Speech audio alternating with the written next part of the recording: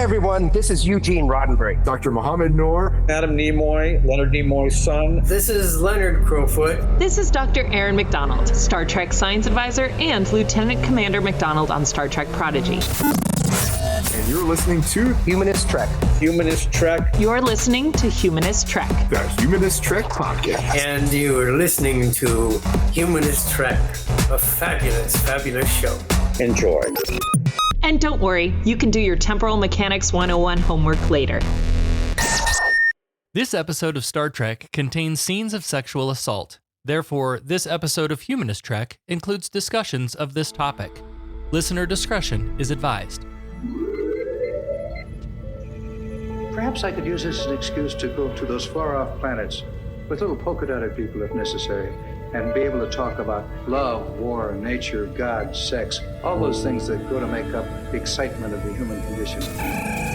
This is Captain Jean-Luc Picard. Welcome aboard. Jean-Luc Picard to the Starship Enterprise. You want to review your rapid progress? That nonsense is centuries behind us. To the Starship Enterprise. Oh, yeah? That is enough, damn it! Tempo, mon capitan. To the Starship Enterprise. But you can't deny that you're still a dangerous, savage child race.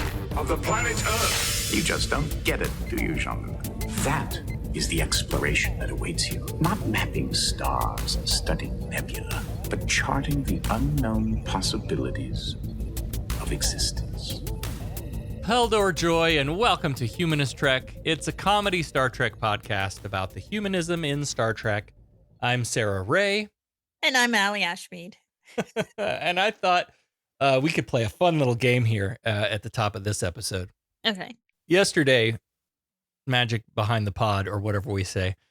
Yesterday was Valentine's Day, and so there are, of course, weed stores will take any excuse to make up sales, and Valentine's Day was no exception. So we hit the weed store and we got ourselves some of those Keef beverages. Oh, yeah. You had these before? Yeah. Mm-hmm. We like the root beer, we like the cream soda, but we had never tried any of the other flavors. And our local store had some of the other flavors, but in the 100 milligram can.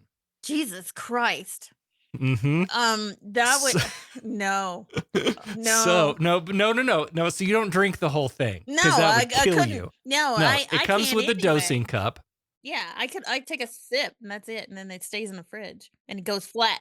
A 10 milligram dose is the equivalent of a shot. Okay. So to kick off this week's episode, I am going to do a shot of, and I can't remember what it's called, but it's like It's green. What is it? It is...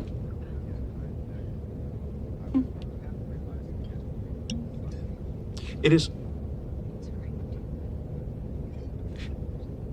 is green. Yeah, it looks like It looks like radioactive. Yeah, it does. Something or other. Yeah. It's the lemon lime Mountain Dew. Sprite Mountain Dew flavor. Yeah. Yeah. See, I would have to do half of that. There's no way I could do 10 milligrams of any sort of. I can't. They also make a 10 milligram can, which you can like drink the whole thing, and it's like yeah. What our friend does is they take the shots worth of the 100 and mix it into Mountain Dew or whatever. But I'll just do the shot. I noticed that it doesn't take very long to hit. For me, it seems to hit quicker than edibles. So yeah. Well, here's the game. We're gonna play. Sarah takes this shot, and we're gonna try to later when Sarah listens back to do the editing. Sarah's gonna try to figure out the moment it hits. Oh, this is gonna be fun. Yep, we'll put in some sound effect or something when it. Let's go. Let's go. Let's go. So here we go down the hatch. I'll tell you when it hits. I'll know. And then we'll know when Sarah's perspective changes. And it's just a matter of perspective, like this week on Star Trek The Next Generation, Season 3, Episode 14, A Matter of Perspective. Commander, you'll soon be getting an intruder alert. What? Got something, sir. Intruder alert, sir. It's an old-style starship, sir. Constellation class, heading this way under impulse power. Number one, kindly take charge of our guests until we have time to decide what we're going to do with them. Sir, number one, keep them out of my way. Picard is down at the sip and paint where a live nude model is posed appropriately for primetime television. Yeah, I wonder if she's really nude. She's got to be, because we can kind of see her butt crack. Mm-hmm. What a weird pastime. Is this not okay? Is this the holodeck, or is this like an officer like posing mood? I think this is just a room, and one of the crew people is like, I'll pose for your still life class or whatever it is. There's people in art class painting, just like you see in like the universities. They're just learning how to find their own style. She literally, there are like two things. This is Parker McPhinney, and she has like two things to her credit. This nude scene and a TV movie called Suicide, A Teenage Dilemma. Okay. In 1986. And that's it. And she was like, you know what? I'm done. Yeah. No, we good. Yeah. Picard is painting as well. And then Data comes in and says that they've arrived at Tanuga 4. And the away team has completed its survey of Dr. Apgar's work and is ready to return to the ship. The away team being Geordi and Riker. But then Picard invites Data to give some critique on the artwork. You know, we've seen Data paint before. And he talks very favorably about Ensign Williams and Lieutenant Wright's work. But when they get back to Picard's canvas, Data is just like, I mean, and Picard's like, no, come on, just tell me. And so Data's like, it's shit. It's basically shit. He says, he comes up with some really nice words. He's like, while suggesting the free treatment of form usually attributed to fauvism, this quite inappropriately attempts to juxtapose the disparate cubistic styles of Picasso and Leger. In addition, the use of color suggests a haphazard melange of clashing styles. Furthermore, the unsettling overtones of proto-Vulcan influences. In other words, he can't draw good. No. No. Picard is annoyed, and he's like, thanks. Thank you, Data. Picard's log fills in a little bit more about this Dr. Apgar. Apparently, he's been working on a way to create Krieger waves, whatever that is, but it could be a valuable new power source for the Federation. And on the bridge, Geordi is being a little cagey for some reason. Picard's like, welcome back. Wait, where's Riker?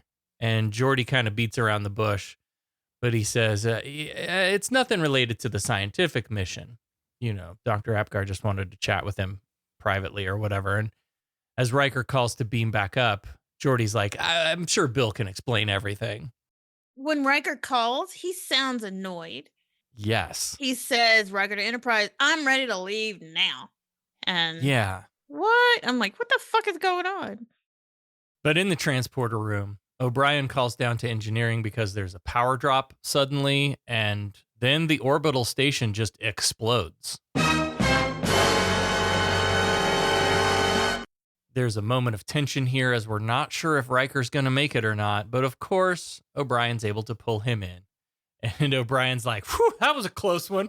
And Riker's like, excuse me? He's very surprised to learn that the station has exploded.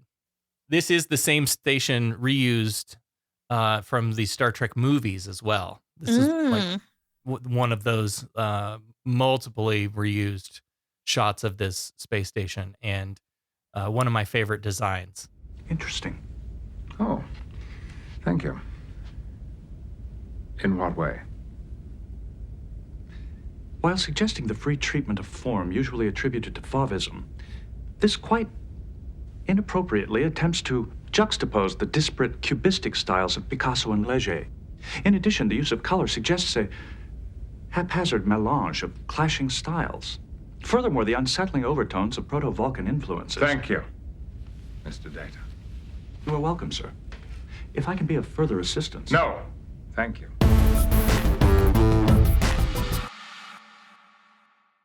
We get a captain's log.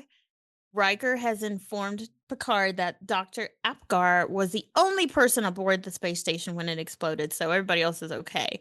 So they're going to investigate the accident. Yeah, we got a proper mystery on our hands this week. The game is afoot. In the meantime, O'Brien's gone through the whole transporter system, and he's thinking, like, did I cause that? You know, did I do that? Did somebody say cheese? He can't find any malfunction in the transporter. And nothing would cause, an explosion like that. But then Picard's like, well, what was the power drain all about? And he doesn't know. He's like, well, we need the answer to that because the Tanugans are going to want to know too.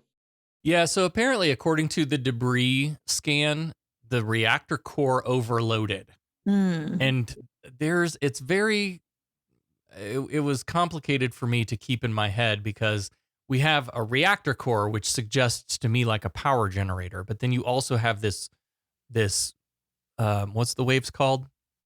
Krieger, you have this Krieger wave generator. Like Dr. Krieger on what's the damn cartoon? I think my weed just hit you. No. What's the damn cartoon? Dr. Krieger on oh god, Asher. What's the I think your weed just Dr. Krieger. Did you not watch I'm completely blanking on this cartoon. Dude, I don't know, but there's a Dr. Gary Krieger who is an occupational medicine specialist in Longmont, Colorado with over 20 years of experience. I have no idea what the fuck you're talking about.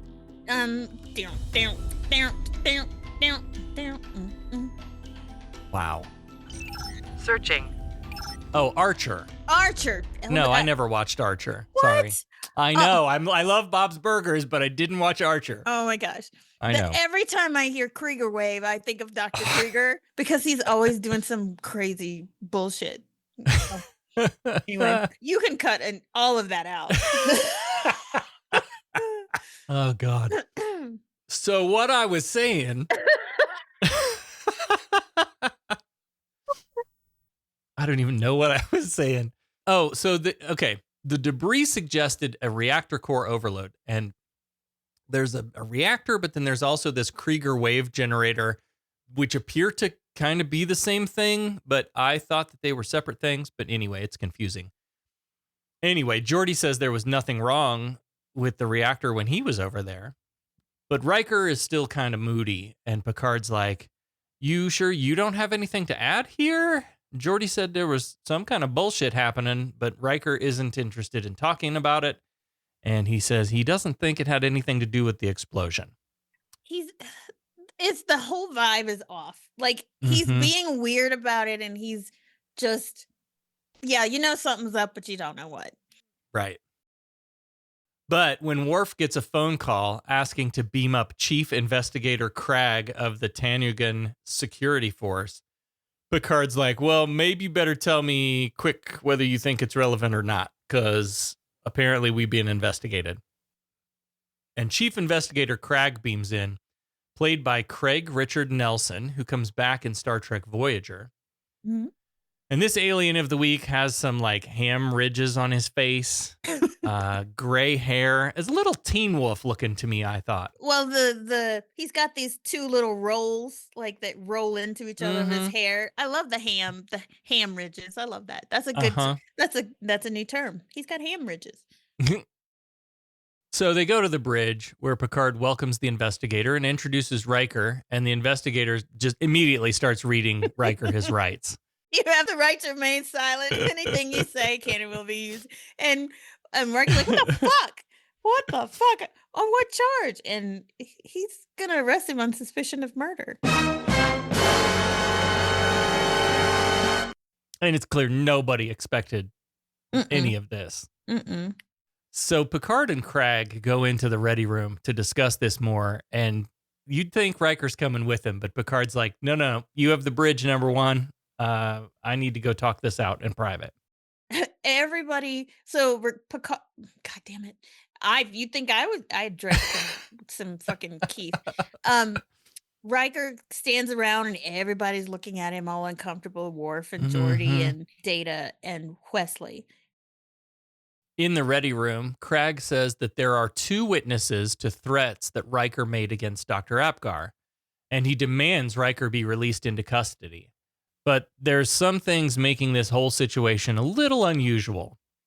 In this society, a suspect is guilty until proven innocent, the opposite of the Federation. Mhm. And because this is all happening under their jurisdiction, Picard really doesn't have much of a say. But he kind of does push back, and in the end, Crag is concerned that in order to recreate every moment leading up to the explosion, they would have to do this on the planet. But perhaps not. Picard calls in Data to talk about the possibility of taking all the testimony from the witnesses and the away team and recreating this whole thing on the holodeck. Picard goes, "Oh, Data," and he calls him in and asks him if it'd be possible to program the holodeck to recreate what happened on the space station. And then Data starts pontificating. Well, it would require construction and design specifications, full orthographic representation of the Krieger experiment, Dr. Krieger, sorry, and as well as visual representations and voice analysis of all the witnesses. But yes, it's possible. So, okay, somehow that convinces Crag to be like, okay, we can do it on the Enterprise. Yeah. And so he sends Crag back down to the planet to collect his information and all the witnesses. And then Picard assigns Wesley to assist Data with this crime scene reenactment project. Riker and LaForge will both provide detailed depositions, and Troy will assist Picard during the inquiry. And all of this is just to help Picard decide if extradition is warranted. So we are under the jurisdiction of this planet, but Federation law does allow for the captain to have some say in it. Yeah. And Riker wants to talk to the captain. He's like, "Can I have a word with you?" And Picard's like, "I don't think so." Picard's like, "I don't know what happened over there, dude, but I think a private conversation about our frustration would be inappropriate." This is a private conversation. Private conversation. Which I agree with, you know. Oh, yeah. I think he needs to remain objective. And so he refuses to let Riker have a word with him. 2 witnesses have come forward to describe Commander Riker's threats against Dr. Apgar. Threats? I'm aware there was a private conversation between them. It's a private conversation. Apparently, it was much more than just a private conversation. Private conversation.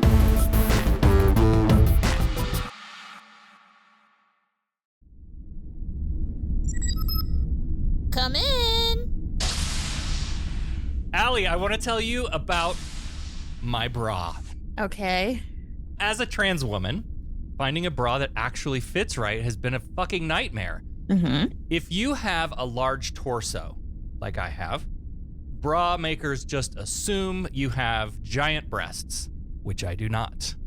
So I kept getting too tight around the chest or giant cups that my little itty bitty titties just couldn't fill. Then I found UnderOutfit. The idea of going to a store to get measured and fitted, that ranks somewhere between a transporter malfunction and first contact gone wrong. A terrifying prospect, but UnderOutfit's 180-day return and exchange policy means I can try different styles, sizes, and colors right here in the comfort of my crew quarters. If something doesn't work, I just send it back. No judgment, no pressure. Oh, nice. Wash it, wear it, wash it again, and you can still send it back within 180 days if it's not working for you. Nice. Okay, cool. I discovered the comfort shaping bra, and it's become my everyday under uniform go-to. Supportive, comfortable, and my favorite part, the pads are sewn in. Oh, thank God. No more fishing the pads through that little fucking hole in the corner. Where can I get some of those? Because I'm so sick of fishing, like you said, fishing those pads to where when I wash my bras, I've got those little zip container things where you fold it and that way they don't come apart. But I'm sick of doing that. And I would love it. Where do I get it? Because sign me up. Humanisttrek.com/UnderOutfit. And they've got shapewear too? Yeah. Nice. Okay. Sold. Sold. I'm so fucking tired of those types of bras. To the where I only wear sports bras these days, and I just forget the underwire, forget the padding. Yep. Okay. Yep. I measured myself right here, and this is like one of the few places where the measurements match the product, and there's like loads of different styles too, right? Okay. So those I don't like. I want the pullover with no clasp. I hate the clasp. I don't do that. Allie, UnderOutfit has those too. Awesome. Adjustable straps, not adjustable straps. Like, there's all the fucking choices. I will be shopping today. Attention crew, UnderOutfit is now the official underwear of Humanist Trek. They have bras, underwear, activewear, shapewear, and more. Get 15% off your first order at humanisttrek.com/underoutfit. Data records a log this time. 18 hours, 11 minutes it's taken to create this holodeck program. They used all the depositions, technical schematics of the station, even Dr. Apgar's own personal logs. And he notes that the recreations will have a nominal 8.7% margin of error. Put a pin in that. I have a question at the end.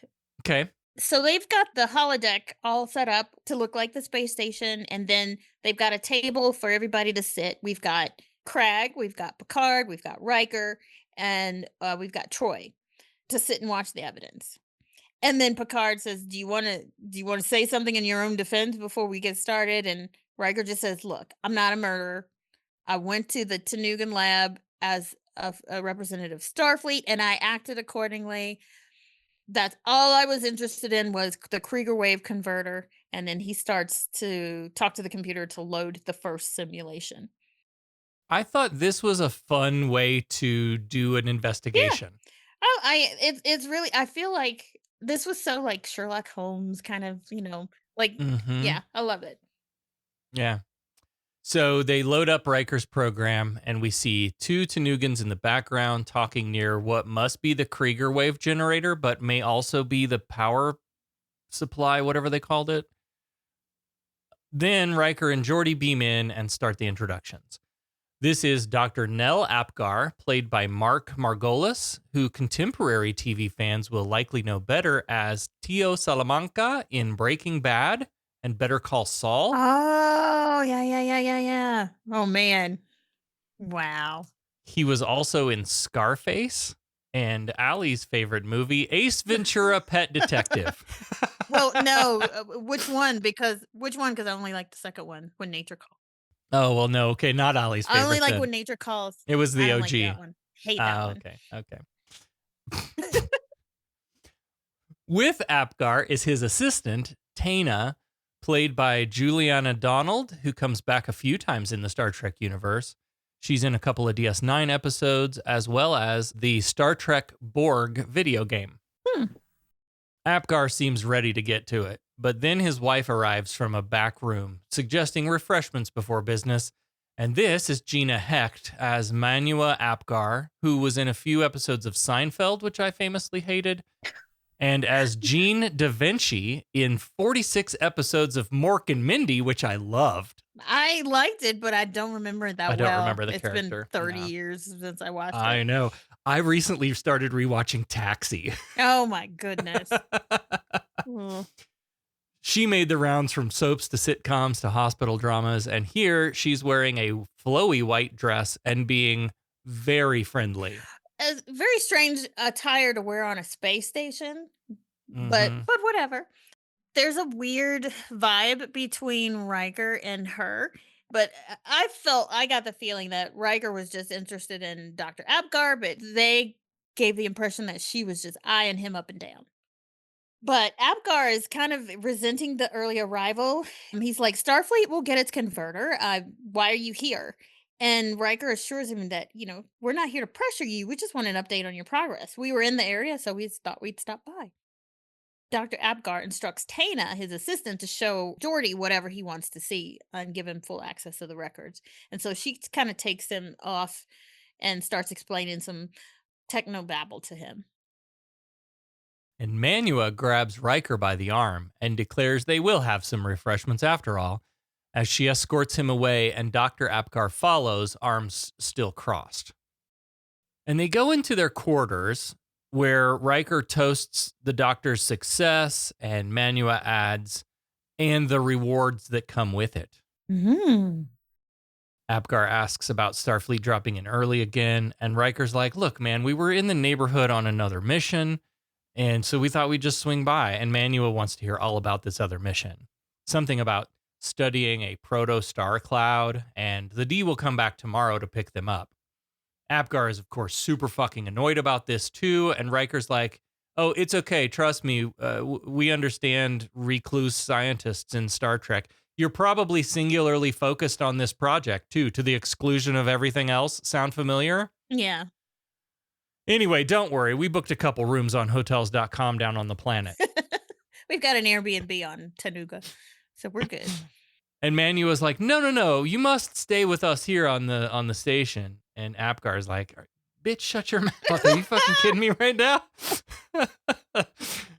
And she's like, yeah, I get recluse scientists too, if you know what I mean. But I, for one, could use the company. Yeah, and so he leaves, Apgar leaves, and she's like apologizing for his reclusive attitude and his lack of social skills. But then she just fucking bashes her husband behind his back. She's like, he may be one of the great scientific minds in the galaxy, but he comes up a bit short in other areas. And I'm like, she should have put her forefinger and thumb together because Jesus. A bit short. That's like so insulting. And then we almost forget that they're watching a holodeck. I forgot they're watching a holodeck program because Craig says stop. And then Picard freezes the program.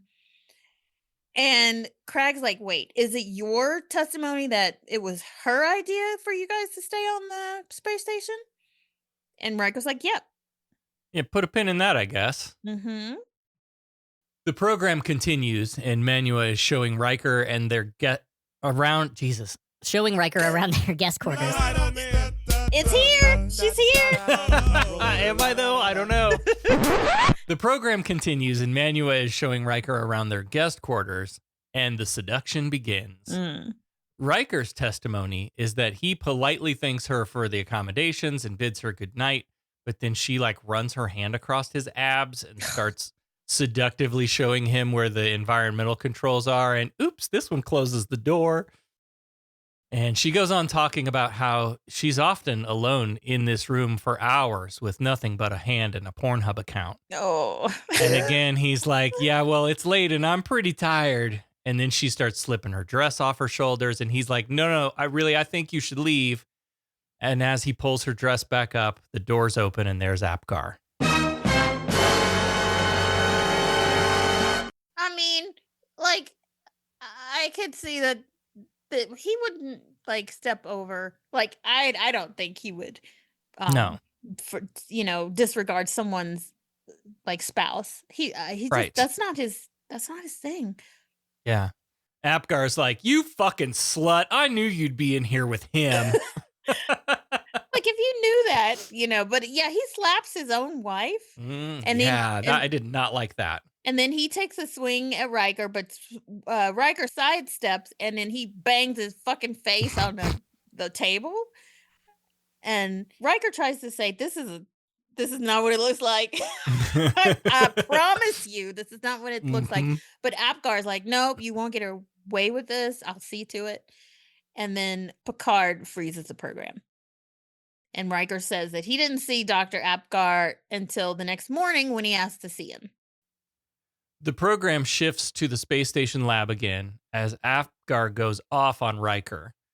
He thinks if he files a complaint about this, you tried to fuck my wife situation, then the report back to Starfleet on his research will be less than favorable. And Riker's like, trust me, dude, that's not the case. Apgar thinks Riker will report that the extra dicocilium the D just delivered wasn't justified. But I can totally explain why I needed it. My wife and assistant just beamed down to the planet. They don't even know what my problems are. None of you know what my problems are, but I definitely have explanations for all of it. He's desperately rambling at this point, and Riker's like, this is a misunderstanding of the worst kind. I don't need any explanations.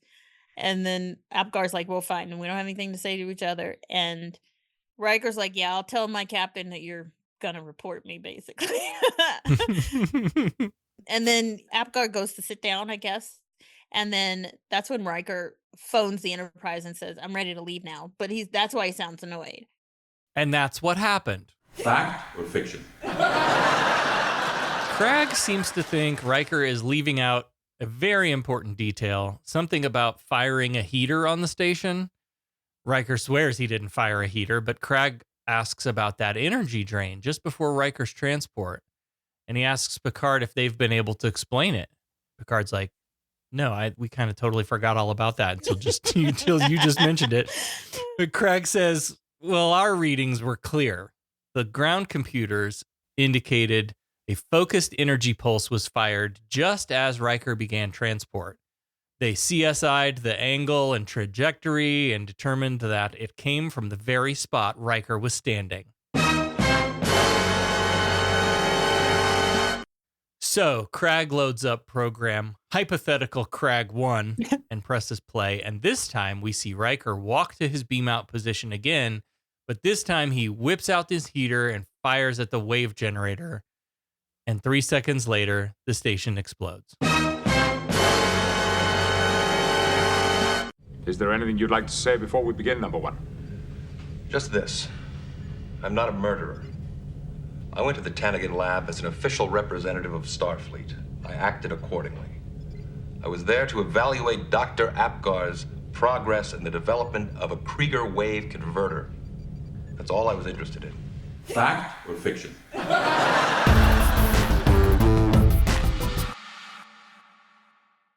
So they're on the bridge, LaForge and Data and Wesley and Worf. They're all talking, and LaForge is like, the Tanugans are right. Something was fired at the reactor core just before the transport. And it does have some sort of phaser-like blast. Wesley is like, no, it wasn't Riker. It couldn't have been. He's just like, no, there's got to be another answer. So Data is like asking, is there anything else in the lab that could have created this kind of energy discharge? And not that they saw, but LaForge is feeling guilty because he feels like he should have stayed with him. But just then, they detect an indication of radiation bursts on Deck 39 outside of a cargo bay. So they don't know the source, and the type of radiation is unknown. But it's subsiding, but they go hunting for it. Geordi and Wes go down to take a look, and what they find is a hole in the wall, but they can't figure out what kind of radiation would even do that. And right away, I was like, but could it blow up the station if it hit the reactor? Come on, guys, it's right there. I didn't think about that. It took them a lot longer. No? No, not then. No, I didn't. That's when I was like, oh, I knew what was going on at that moment. Whatever it was capable of putting a hole in solid uranium, which is, I guess, what Starfleet ships are made of. Back in the holodeck, Mrs. Apgar is brought in, and she's given the chance to make a statement as well. And all she says is she knows Riker killed her husband. So they load up her testimony program and press play, and her story starts moments before the beam in. She and her husband are in their quarters, and she's kind of hyping him up for this meeting. Tells him he needs to show a little charm, or they might think something is wrong with the experiment. He says he just needs more time, and she assures him that Starfleet will be gracious. He promises that one of these days he's going to get her everything she's ever dreamed of as a reward for her patience. Mm-hmm. Another reward. Yeah. She says she has all the rewards she needs. And that's the second time we've heard her talking about the rewards that come with all of this. Yep. And she sends him off to welcome their guests. Out in the lab, Riker and Geordi have arrived, and this scene plays out similarly as before, but this time it's Riker fucking Manua, not the other way around. Yeah. Come on. Like, blatant eye fucking in front of her husband. He just... Right? Like... He would never. Riker would never. I mean, I don't think he would. We've never seen him do that. No. This time, Dr. and Mrs. Apgar are arm in arm much of the time, and her suggestion of drinks is to create a space for Dr. Apgar to tell Riker how close he is to this breakthrough. So far, somewhat similar, but very different tone. But those tiny little things make all the difference as far as, and of course, you know, depending on who's telling it, who the writer of the story is, you know, they always paint themselves as a good guy, you know. In the living quarters, it's Dr. Apgar that makes the toast this time to success. And this time, he's fine with them dropping by earlier than expected. And this time, it's Riker who asks to crash on their couch until the D returns. Mm-hmm. And Manua's like, I don't think that's a good idea. That's very inconvenient for us. And the rest of the scene is Dr. Apgar talking about his wave generator while Riker fucks Manua with his eyes again. In the guest quarters, I think it's just Manua and Riker, as Tana has gone and taken Geordi off to do some, more technical babble. So that checks out. They're in the guest quarters, and Manua is kind of making excuses. This is my sanctuary. It's modest. We don't really have room for people to stay over. And so Riker hones in on, what do you need sanctuary from? This fucker. And and she didn't answer. She's like showing him rudimentary, here's the environmental controls, and she tries to leave, and he closes the doors this time and not her. And he touches her without her permission. He disparages her husband by saying, a man more interested in Krieger waves than a lovely woman like you. What's wrong with that? And he's basically sexually assaulting her, kind of. Yeah. And she's pulling away, and he's just being like not our typical Riker that we know. And he slips her dress off her shoulders, and then that's when Dr. Apgar comes in. But the real Riker, as they're watching it, it's like, she's lying. That didn't fucking happen. So Picard freezes the program. Of course, she insists this is very much exactly what happened, and Troy has to talk Bill into sitting back down after his outburst. He's like, this isn't me. I didn't close the door. I didn't proposition her, and I certainly didn't try to rape her. Why are you doing this? So when they resume the program and Dr. Apgar comes in just as before, but this time he isn't blaming his slut wife. He's like, Riker, I knew you'd try this. I saw the way you were fucking her in the other room with your eyes.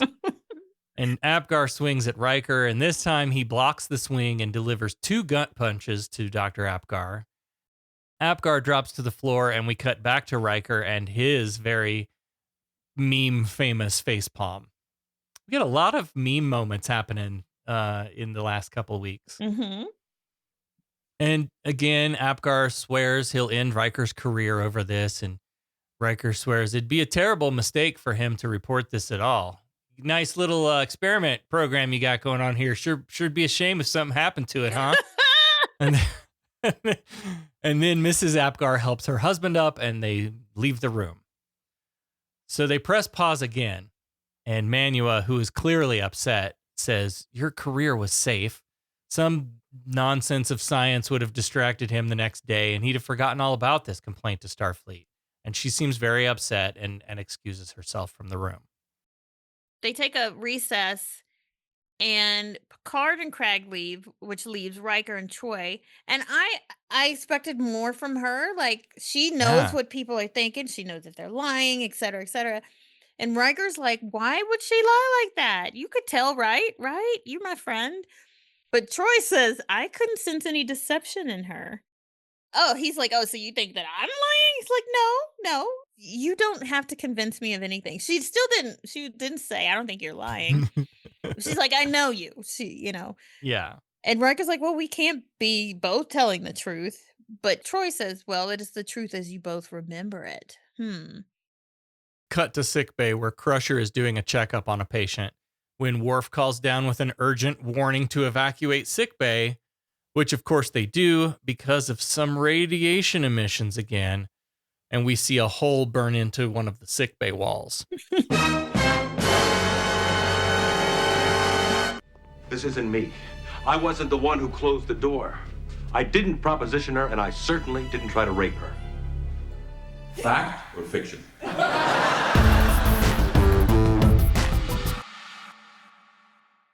So Data in the Forge, and they're talking because they've examined the damage to sickbay wall, and it's the same radiation that got to Deck 39. It's powerful, but of unknown origin. And if it could happen to the engine core and the antimatter containment tanks, then they'd be in really big trouble. The only thing that they think is too strange to be a coincidence is that these 2 events aboard the Enterprise occurred exactly 5 hours, 20 minutes, and 3 seconds apart, give or take 0.5 4, whatever. And the science station exploded yesterday at almost 4 times that interval. So there's some connection with that. Wes says there's a slight variance they haven't quite figured out yet, but it looks to be connected in some way. They just don't have the evidence to say for sure. But based on that, they should be able to predict the timing of the next radiation burst. It should be 5 hours, 20 minutes, and about 3 seconds from this one. Yep. So Picard says to protect the explodey parts of the ship. And again, like, hello, if this were to hit the warp core, we would blow up. Oh, so it's right there. So then I would have thought, okay, yeah, that's something to do with what happened on the space station. If they can't identify the source before the timer runs out, they'll leave orbit. And Picard leaves, and Wes tries to reassure Riker that, like, we're going to figure this out for you, buddy. Don't you worry. Back at the Hall of Justice. The Hollow Justice? Hollow Justice? Oh, nice one. Back at the Hollow Justice. Dong, dong. Tana has come in, and it's her turn to give her testimony. And she's saying that after the fight between Apgar and Riker, Dr. Apgar came to her and said he was really upset, and he told her everything that happened. So they created her deposition. But Picard is protesting because it's like, objection, hearsay, Your Honor. and because we know, like, we don't take that into account in our court system, because if you didn't, you're only repeating what was told to you. But since Apgar is dead, her statement is admissible according to Tanugan law. So they have to consider it. So she's going to do her entire deposition is hearsay. Yep. I loved that. And Picard agrees to watch it, but he's like, we'll watch it and weigh it appropriately. Mm-hmm. That is to say, it does not the equivalent weight of firsthand testimony. Mm-hmm. The simulation starts in guest quarters on the station as Riker and Manua are deep into the second half of a tonsil hockey match when Dr. Apgar bursts in. This time, Apgar says, I knew I'd find the two of you together. Do you think I didn't notice how you were both eye-fucking each other in the other room? So slight differences here. Riker swings and a miss this time, and then Apgar beats the shit out of him. That would never happen. Riker is not going to be taken down by some feeble doctor, scientist type. Come on. Anyway, sorry. Apgar says he's going to report this, and Riker's like, you're a dead man, Apgar. So this has escalated quite a bit from what we've already seen. It's crazy. 3 different versions. Mm-hmm. Fast forward to Tana's next simulation in the lab. Apgar is telling her to take Manua and beam down to the planet, and she protests his staying behind, what with Riker's death threats and all, and he says he must stay to protect their work. She offers to contact the authorities, but he says he'll take care of that, and then he goes to sit down at that console. She leaves, and then the next day, when she heard about the station, she knew that Riker had killed Dr. Apgar.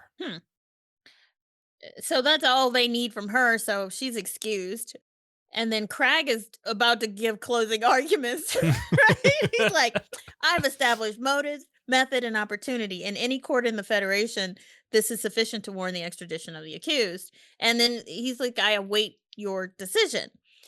So then they huddle in the ready room, Picard and Troy, and they're like, I don't see any alternative. He asks for Troy's opinion, but she's like, we both know he's innocent. And of course they know it, but he can't yield to his personal feelings, and the evidence there needs to be a trial, and so he's going to have to allow it. But then Data calls in just in time that they found the source of the radiation and for them to join them on the bridge. So out on the bridge, Data, Geordi, and Wes pull up their PowerPoint presentation and present their findings. The field generator on the planet that Dr. Apgar used in his research, when it's fully charged, it automatically shoots out an energy pulse, and then it takes, get this, 5 hours, 20 minutes, and 3 seconds to recharge itself. So somebody must have left it on after the station exploded. Picard asks, well, why would a generator like this affect the D? And Data says it shouldn't. It's a harmless lambda field generator. And he adds, well, we now know what is causing the bursts and why the station exploded. And Wes adds, and we also know who killed Dr. Apgar. I'm going to report this, Riker. You can count on that. You're a dead man, Apgar. A dead man. Fact or fiction?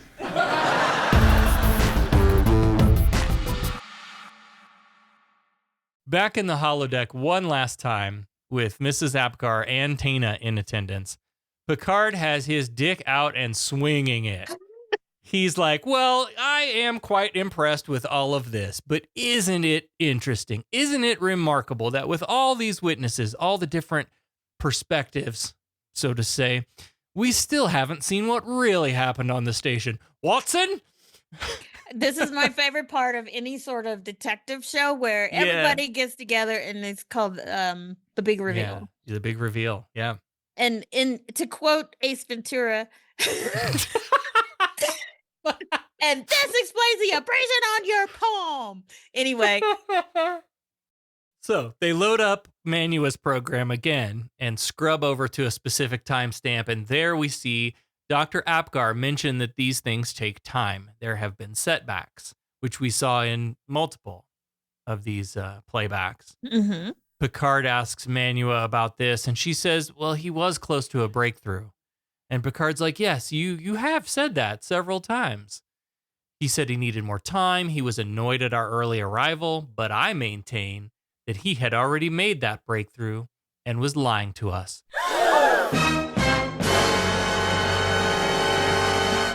And then, of course, LaForge is in there this time, and Picard and LaForge are volleying back and forth. LaForge reports that for the last several hours, the Enterprise has been experiencing these unusual energy bursts. And we've identified them as what? Krieger waves.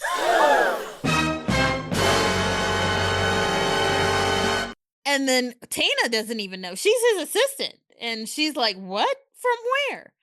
From right here, inside the holodeck. Which, I don't know if I buy this this explanation, but I guess the explanation is because they recreated the lab in the holodeck in every conceivable detail. This is why it's triggered the freaking Krieger waves and the whatever yada yada yada bullshit. They've included the Krieger wave converter, except it does work. It actually works. And so this field generator on their planet's been sending out these harmless energy charges, but it's actually been interacting with their fake Krieger wave generator. I don't know that I buy this. Yeah, there are a lot of questions about Sarah, play the audio file. I'm feeling good.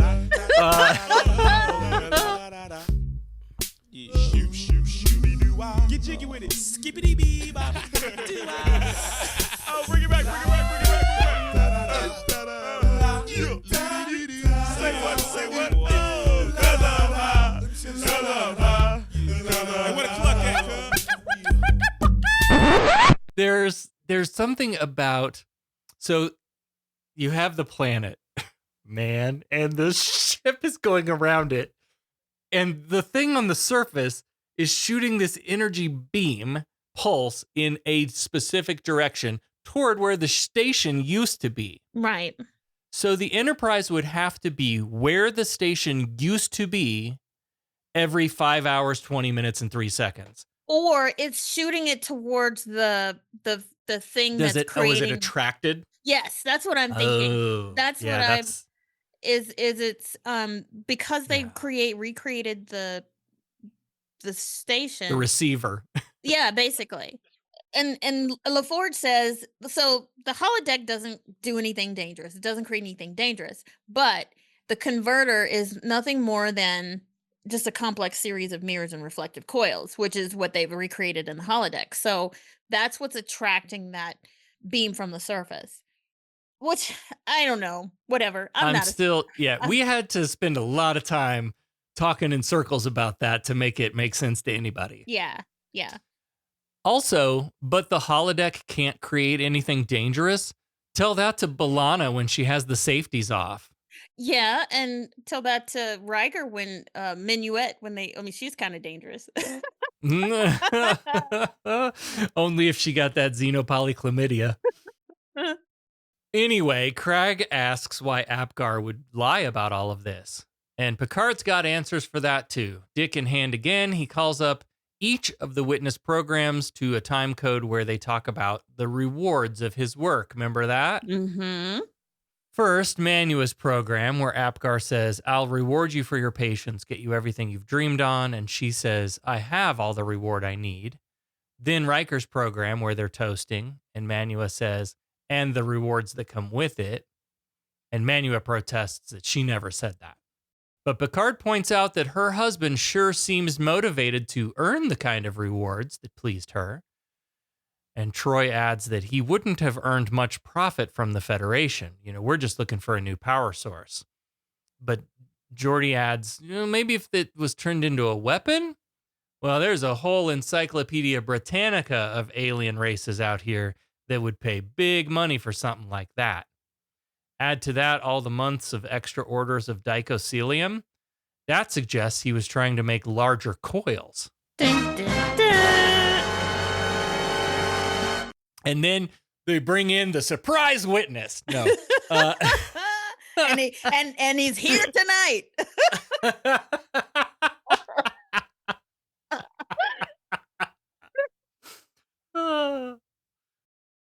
So Picard's like, well, when the away team arrived, they surprised him. And he was probably worried that, Starfleet's onto me about all this extra dicoselium. And he's probably afraid that Riker was going to, expose him. And then, of course, him I fucking his wife, or his wife I fucking Riker, however it happened, that didn't help either.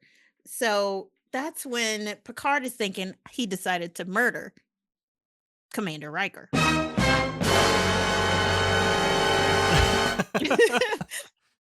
Manua says this is ridiculous, but Picard runs Taina's program again, where she and Apgar were out in the lab after he told her to go to the planet with Mrs. Apgar, and Dr. Apgar sits down at that console as they're talking about calling the authorities.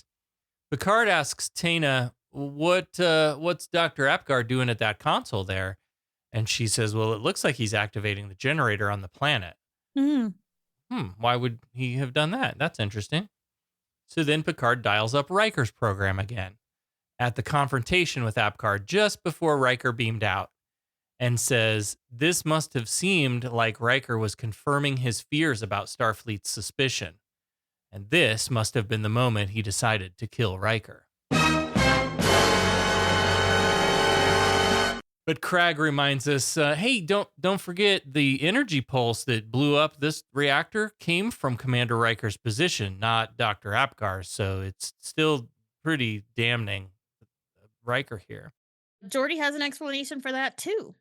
They're thinking that when Dr. Apgar energized the converter at the moment that Riker was about to beam out, he was trying to make his death look like a transporter accident. But something went wrong, and then the energy pulse hit the transporter beam and reflected back to the reactor, which caused the explosion. So it looked like it was coming from Riker, but it actually wasn't. Crag is like, that's impossible to prove. And LaForge comes in with his dick in his hand this time. And he's like, not really. We know that the fuel generator on the planet has been repeating every 5 hours or so ever since the explosion. And the intervals are like clockwork, except the explosion occurred 0.0014 seconds after the initial discharge. And the only explanation for that variance is the time it would take for the energy pulse to bounce back from the transporter beam to the reactor. And that explains the abrasion on his palm.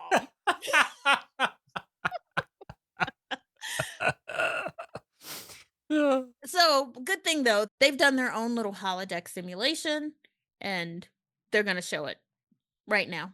So they load up Geordi's program and hit play, and this time the program will play in alignment with the next actual energy pulse from the planet. And it took me a moment to get my head around that. Mm-hmm. but they're overlaying Riker's testimony onto real time. And if they're right, this holo station will explode just as Picard and company suggest the real station did. So the computer syncs up the times and starts playback. And sure enough, we see Riker and Apgar arguing. Riker calls for a beam out. The transporter beam begins, and a beam of energy shoots out of the top of the station's converter and back into itself, which sets off a massive explosion. Now, against the black and yellow backdrop of the holodeck. Black and yellow, black and yellow. Picard declares that Dr. Apgar killed himself during his attempt to kill Commander Riker. And so this is completely enough for Crag to just give, like, he's cool Never with mind. it. Yeah, he's like, Yep. okay. Based on this new evidence, I withdraw my request and I'm out of here. See ya. Thanks. Apologies. Yeah. And back on the bridge for chair chat, there's no further business in this system, and Riker is more than willing to put all of this in the past. So off we go to the next adventure. Boy, I'm sure glad that's over with. I'll be glad to be relieved of this cargo. Me too. It is done, and perhaps just as well. Yeah, but you know, I learned something today. I sincerely hope that this is the last time that I find myself here. You just don't get it, do you, Jean-Luc? You see, of all the species, yours cannot abide stagnation. Change is at the heart of what you are. That is the exploration that awaits you. Not mapping stars and studying nebula, but charting the unknown possibilities of existence. And that's it. And that's it. What happened in this episode? What the fuck what happened? As a courtroom pretrial discovery example, a mystery to solve, it was fun for that. Yes, it was. However, I feel very unsatisfied. And maybe that was the intent, because we get these 3 different versions of a story that is questioning the character of a beloved character that we love, you know, and we never get the story about what happened. We're not only interested in the what happened, but we're also interested in the why. And then in the motivations of everybody. Like, first of all, why would Riker like kill someone? Why would he act like that towards a woman who's married? Like, there's just things that don't.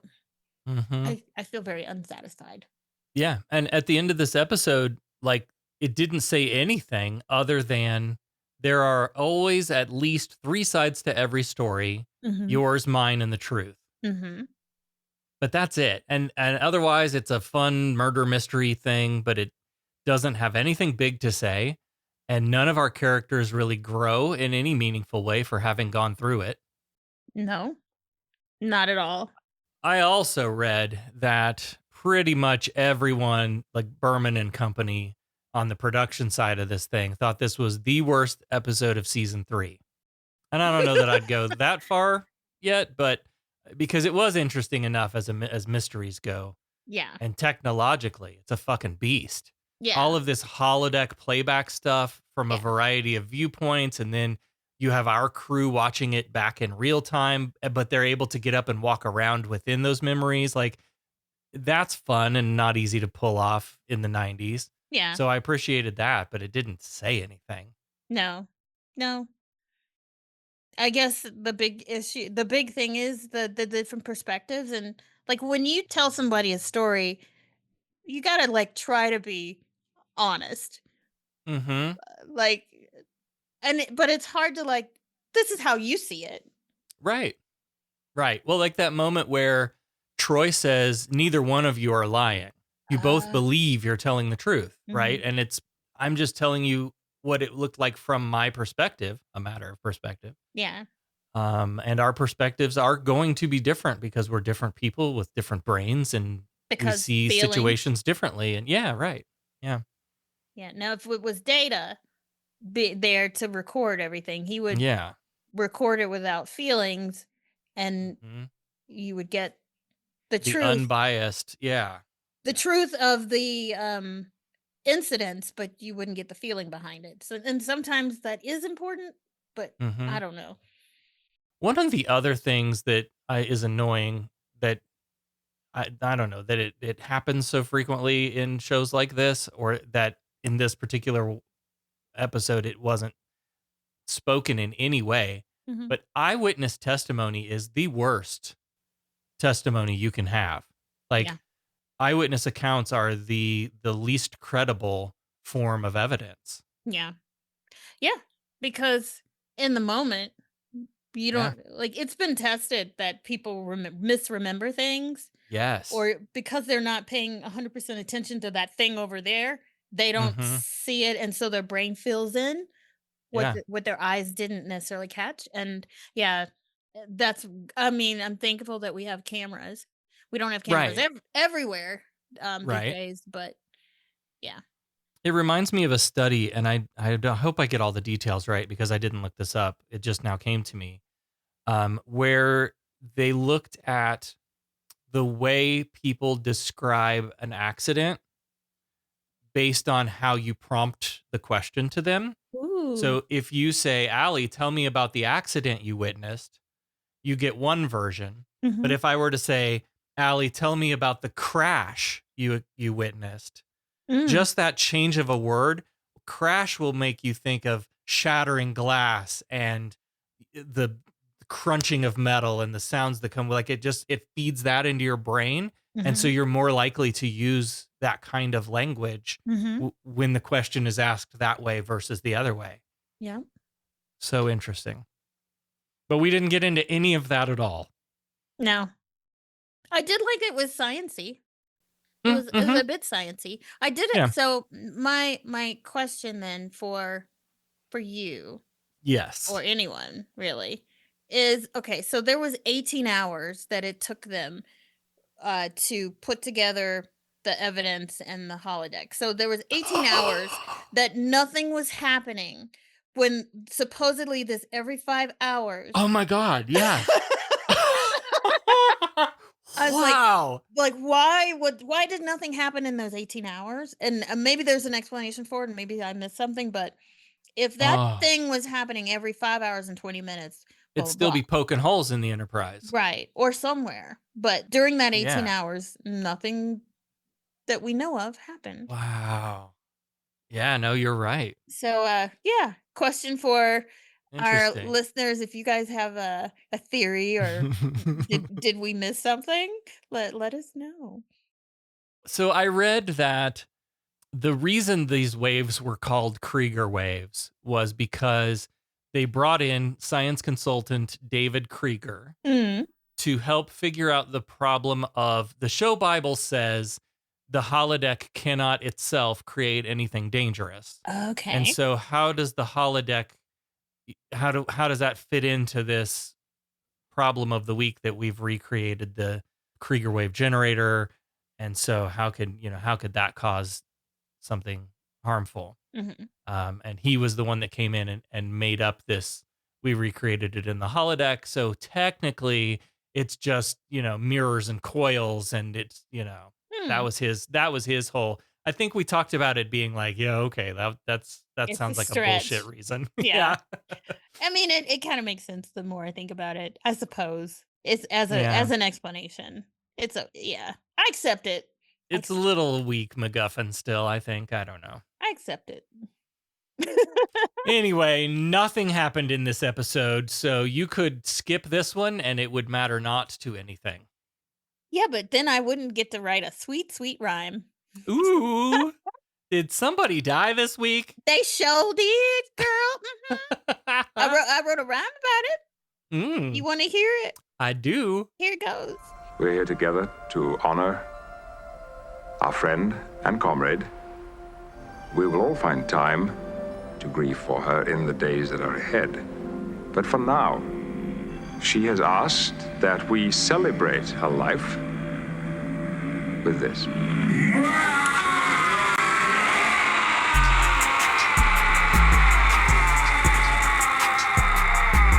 Well, it's a regular whodunit. They play in Sherlock Holmes. Did Riker kill the doctor? What's he hiding? We don't know. It seems Commander Riker had some interest in his lady, but we can't discern the details. Everybody acting shady. They gather all the witnesses and run through their account. Gonna get to the truth. They gonna find out. The doc accused Riker of trying to get some, but the doctor was getting extra dicocilium. During the trial, here come Geordi with the proof. Tried to kill the commander to hide the truth that he was building a weapon with his Krieger wave, but his plan went awry and sent him to his own grave. Yo! We can handle all the pleasantries later. Now, let's get down to business. I am willing to pay handsomely for you. I think you've had a little too much to drink. Now, what do you know about my money? Your money? The money he stole! You stole his money? Those vouchers I gave you were every bit as good as Latinum. You can spend Latinum almost anywhere. Those vouchers are only good at your bar. As always, we want to thank everybody who supports the show, and a special thank you to our founding admirals on Patreon. A special thanks to Allie, Peter, Sarah D, Bruce, the Bear and Cured podcast, and some call him Tim. Thanks, patrons. Thank you, patrons. Captain, Starfleet Academy is requesting an update on our estimated arrival. Finalists, please take your seats. I must admit you have a very fast mind. Once I realized it was a trick question, there was only one answer. Although only one student will be chosen for the Academy, any of you could easily qualify. Candidates, good luck. You got called to the superintendent's office. It's a story I'd like to hear. Beck is back now with the answer to this week's Starfleet Academy Cadet Challenge question for a matter of perspective. Remind us the question, please. This episode plot is similar to TOS Season 2, Episode 14, Wolf in the Fold. Can you remember what the similarities are? Well, I remember that when we recorded the question, we remembered what the similarities were, and you basically told us then that we got it right, so... Yes. Affirmative.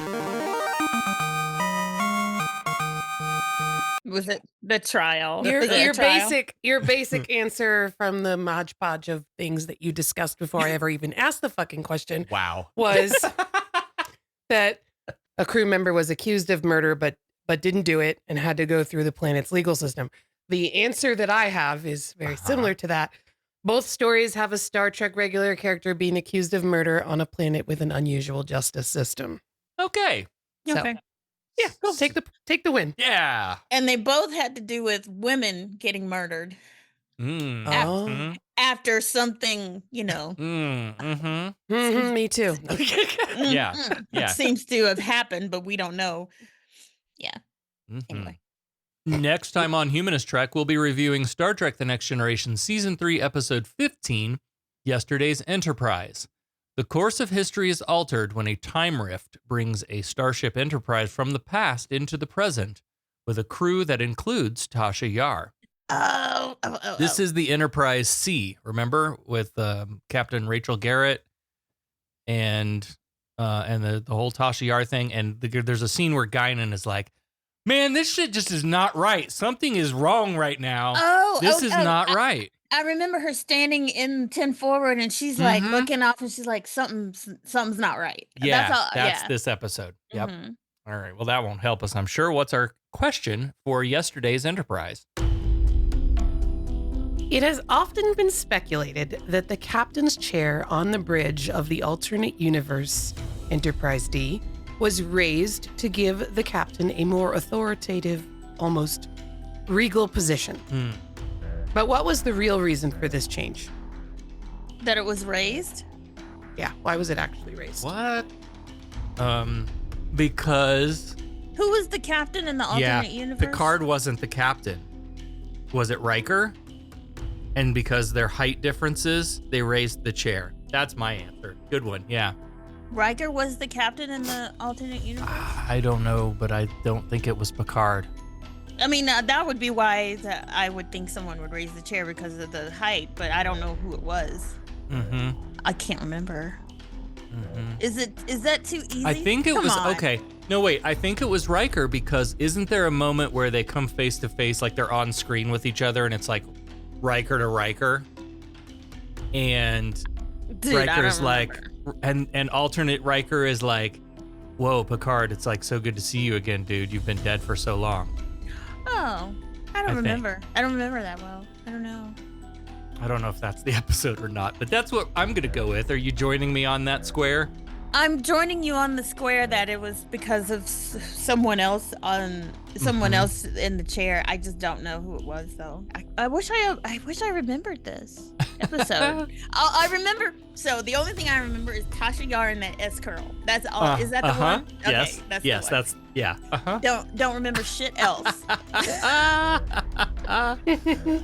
All right. Well, if you want to take a guess at this one and play along, if you want to sit in the captain's chair, you know how to do that. Share this episode with the hashtag Starfleet Challenge out on your socials and your answer, and we'll pick out a winner. And next time we'll talk about Star Trek: The Next Generation, Season 3, Episode 15, Yesterday's Enterprise.